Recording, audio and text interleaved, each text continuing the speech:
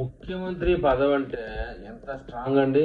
భారతదేశంలోనే ఉంటూ ఒక మారుమూల రాష్ట్రానికి ముఖ్యమంత్రి అయినా కూడా కేంద్రం కూడా ఏమీ చేయలేనంత బలంగా ఉండిపోతుందా? మన దీనికి నిదర్శనం ఎవరో కాదండి, మన దీది, వెస్ట్ బెంగాల్ మాజీ ముఖ్యమంత్రి దీది. ఈ మధ్యనే ఈ రోజే అనుకుంటాను ఆమెని భద్రం చేశారు ముఖ్యమంత్రిగా. అయితే హోలీ పండుగ కూడా స్వతంత్రంగా చేసుకోలేని పరిస్థితి అంటండి అక్కడ.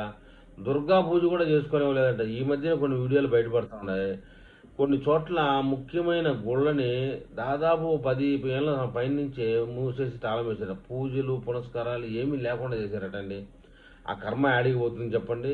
ఆ కర్మ అంతా ఇప్పుడు ఆమె అనుభవిస్తుంది. అయితే ఒక అనుమానం, రాష్ట్రంలో ఒక రాష్ట్రం, చిన్న రాష్ట్రం, దేశం మొత్తం మీద దేశంలో ఒక చిన్న రాష్ట్రం. సార్, ఇందాక నేను తప్పు మాట్లాడాను. రాష్ట్రంలో ఒక చిన్న రాష్ట్రం అని, దేశంలో ఒక చిన్న రాష్ట్రం. ఆ చిన్న రాష్ట్రానికి ఒక ముఖ్యమంత్రి. ఆ ముఖ్యమంత్రిని కూడా మన బీజేపీ పార్టీ ఆమె చేసేటటువంటి దురాఘాతాలను ఎదుర్కోలేకపోయిందా? సరే, అది ఏది ఏమైనప్పటికీ ఇప్పుడు దీది ఇక జీవితంలో ముఖ్యమంత్రి అయ్యే అవకాశం లేదు. ఆమెకు వయసు కూడా అయిపోయింది అనుకోండి, ఆ తర్వాత విషయం.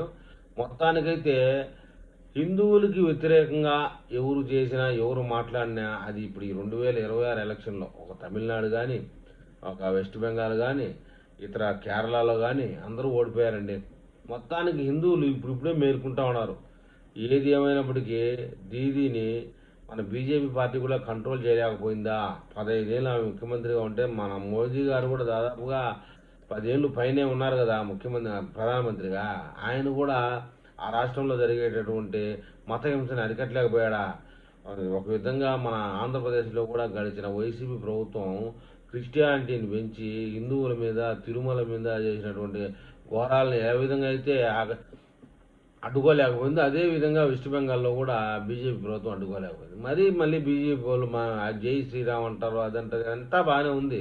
కానీ ముఖ్యమంత్రి అయినంత మాత్రాన భారతీయ జనతా పార్టీ అడ్డుకోలేకపోవడం ఏందో మరి నాకు ఒక విధమైనటువంటి అనుమానం. మరి నా అనుమానంతో మీరు ఏకీభవిస్తారా లేదా అనేది కామెంట్ రూపంలో చెప్పండి.